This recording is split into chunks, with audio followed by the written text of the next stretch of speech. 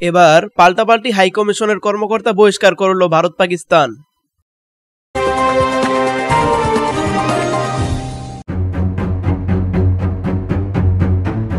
যুদ্ধবিরতি হলেও থেমে নেই ভারত পাকিস্তান উত্তেজনা। এবার পাকিস্তান ও ভারত একে অপরের হাইকমিশনের একজন কর্মকর্তাকে অবাঞ্ছিত ব্যক্তি ঘোষণা করে 24 ঘন্টার মধ্যে নিজ নিজ দেশ ত্যাগের নির্দেশ দিয়েছে।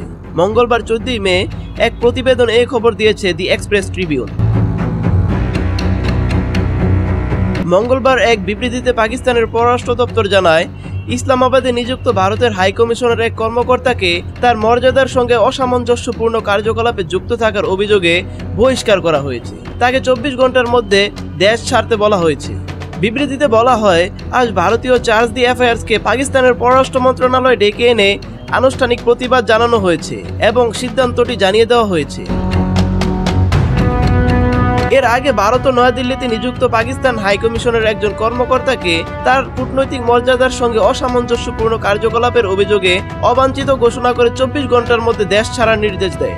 ভারতের পররাষ্ট্র মন্ত্রণালয়ের বিবৃতিতে বলা হয়, পাকিস্তানের সংশ্লিষ্ট কর্মকর্তা এমন কিছু কার্যকলাপে জড়িয়ে পড়েছেন যা তার কূটনৈতিক মর্যাদার পরিপন্থী, তবে অভিযোগের বিস্তারিত কিছু জানানো হয়নি। এই পদক্ষেপের ফলে পাকিস্তান ও ভারতের মধ্যে চলমান কূটনৈতিক উত্তেজনা আরও তীব্র হতে পারে বলে ধারণা করা হচ্ছে।